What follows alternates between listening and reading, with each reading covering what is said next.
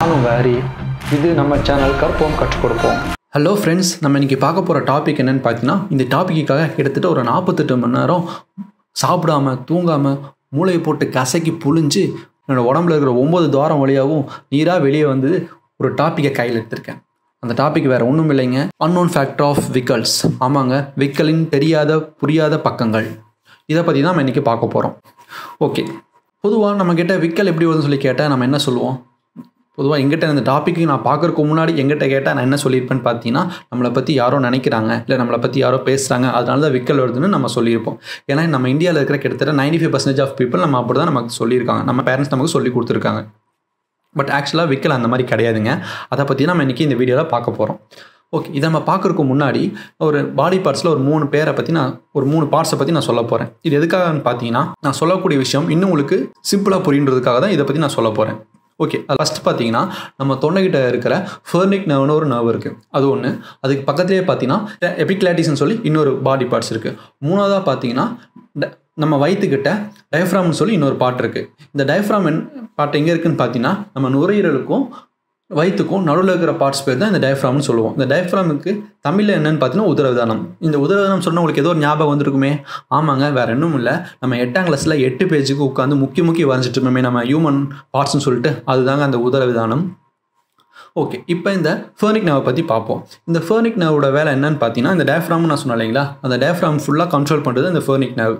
Okay, இந்த epiglottis என்ன பண்ணுவோன்னு பார்த்தீங்கன்னா, இந்த நமக்கு நுரையீரல் மூச்சுக்குழாய் இருக்கு இல்லைங்களா, அந்த மூச்சுக்குழாய் வழியாக நம்ம காற்றை மட்டுமே உள்ளே அலோவ் பண்ணோம், மற்ற எந்த திங்ஸுமே அலோவ் பண்ணாது. அதோட வேலை தான் அந்த எபிக்ளாட்டிஸோட வேலை.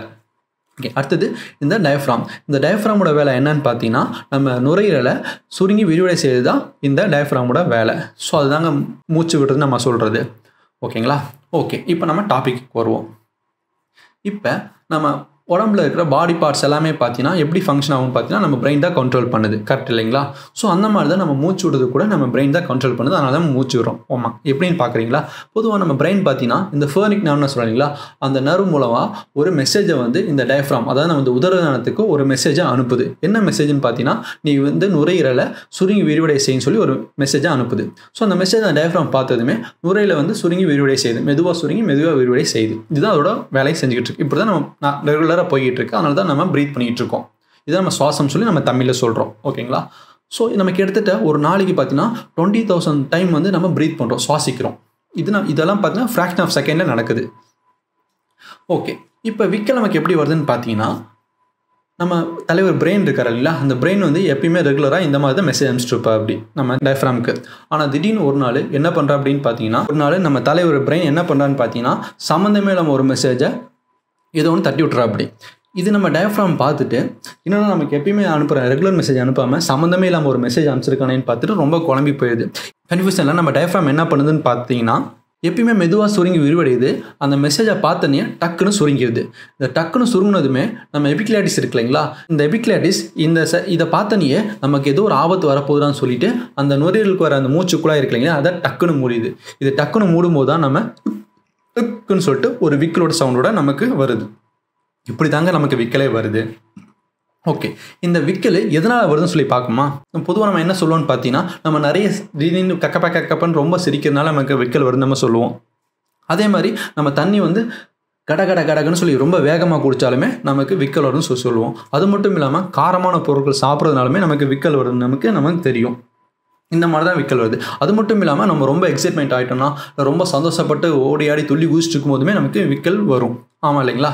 ஓகே, இந்த மாதிரி நமக்கு விக்கல் வந்ததுன்னா நம்ம என்ன செய்வோம்? நம்ம உடனே போய் தண்ணி எடுத்து குடிச்சு பார்ப்போம். ஸோ நமக்கு அப்படியும் தண்ணி எடுத்து குடிச்சு பார்க்கல, நம்ம தண்ணி எடுத்து குடிச்சுமே நமக்கு விக்கல் நிற்கலைன்னா நம்ம இதை பக்கத்தில் சொல்லுவோம், என்னடா வீணாக விக்கிட்டு இருக்கீங்கன்னு சொல்லி நம்ம ஃப்ரெண்ட்ஸு கேட்பாங்க. ஆமாம், தண்ணி குடிச்சாச்சு விக்கல் நிற்கலன்னு சொல்லிட்டு உடனே நம்ம பசங்க என்ன பண்ணுவானுங்க, வந்து கிச்சு முட்டுவாங்க. ஏன்னா கிச்சு முட்டா விக்கல் நின்றுன்னு சொல்லிட்டு. அப்பயுமே பார்த்தீங்கன்னா நமக்கு விக்கல் நிற்காது. அடுத்து என்ன பண்ணுவாங்க, அவங்க அல்பத்தனமா ஓகே நம்ம பயமுறுத்தலாம், பையனை பயமுறுத்தினா நமக்கு வந்து விக்கல் நின்றுன்னு சொல்லி நம்ம சின்ன வயசில் நம்ம அப்படி தான் சொல்லி வளர்த்துருப்பாங்க. ஸோ நம்மளை அல்பத்தனமாக வந்து ஏதாவது பயமுறுத்துவாங்க, நமக்கு அப்பயுமே விக்கல் நிற்காது. சில பேர் சம்மந்தமே இல்லாமல் காதை பிடிச்சி தொடடா, காதை பிடிச்சி தடவுடா, விக்கல் நின்றுன்னு சொல்லுவாங்க. ஸோ இதெல்லாமே பார்த்தீங்கன்னா நம்ம நம்பிட்டு இருக்கிறது. ஆக்சுவலாக அந்த மாதிரி இல்லை நண்பர்களே. விக்கல் பார்த்தீங்கன்னா அது வரும், வந்து கிட்டத்தட்ட ஒரு 5 நிமிஷமோ 10 நிமிஷமோ ஆட்டோமேட்டிக்காக அதுவே நின்றுவும். ஸோ அதுதான் ரியல் ஃபேக்டே. பட் நம்ம தான் இந்த மாதிரி தண்ணி குடிக்கிறது இதெல்லாம் பார்த்தீங்கன்னா நமக்கு நாமே செய்கிற ஒரு சொல்யூஷன் தான். ஓகே, இப்போ நம்ம விக்கலை பற்றி தெரியாத சில விஷயங்களை நம்ம பார்க்கலாம். இந்த விக்கல் பார்த்தீங்கன்னா பொதுவாக பொண்ணுங்களை விட பசங்களுக்கு தாங்க விக்கல் நிறைய எடுக்குமாமா. அதுவும் சின்ன குழந்தைங்க, அதாவது ஆண் குழந்தைகளுக்கு தான் விக்கல் வந்து நிறையவே எடுக்குமாமா. செகண்ட் பாயிண்ட் என்னன்னு பார்த்தீங்கன்னா, இந்த விக்கல்னால ஒரு பெரிய கின்னஸ் ரெக்கார்டே நடந்திருக்குங்க. ஆமாங்க, கிட்டத்தட்ட 68 வருஷமா விக்கிருக்காரு. அது வந்து ஒரு கின்னஸ் வேர்ல்டு ரெக்கார்ட்லேயே பார்த்தீங்கன்னா பதிவு பண்ணியிருக்காங்க. அது மட்டும் இல்லாமல் இந்த விக்கல் பார்த்தீங்கன்னா பிறந்த குழந்தைங்கள்தான் விக்கல் ஸ்டார்ட் ஆகுன்றது கிடையாது. குழந்தைங்க கருவில் இருக்கும்போது கூட விக்கல் ஸ்டார்ட் ஆகுமாமா. ஆமாங்க, இந்த மாதிரி கருவில் இருக்கும்போது விக்கல் வந்துச்சுன்னா நம்ம தாய்மார்கள் ஒரு விதமான ஃபீலிங்கை வந்து அவங்க ஃபீல் பண்ணுவாங்களாமா. அந்த ஃபீலை வந்து எப்படி எக்ஸ்பிரஸ் பண்ணணும்னு நமக்கு தெரியாதாமா. இதுதாங்க விக்கலை பற்றி தெரியாத அன்னோன் ஃபேக்டர்ஸ். இந்த வீடியோ எப்படி இருந்துச்சுங்க? இது உங்களுக்கு பிடிச்சுன்னா கண்டிப்பாக லைக் பண்ணுங்கள், உங்கள் ஃப்ரெண்ட்ஸுக்கு ஷேர் பண்ணுங்கள், மறக்காமல் நம்ம சேனலுக்கு சப்ஸ்கிரைப் பண்ணுங்கள். இதே மாதிரி நிறைய வீடியோவை நம்ம அடுத்த வரும் நாட்களில் பார்ப்போம். ஓகே, நன்றி, வணக்கம் நண்பர்களே.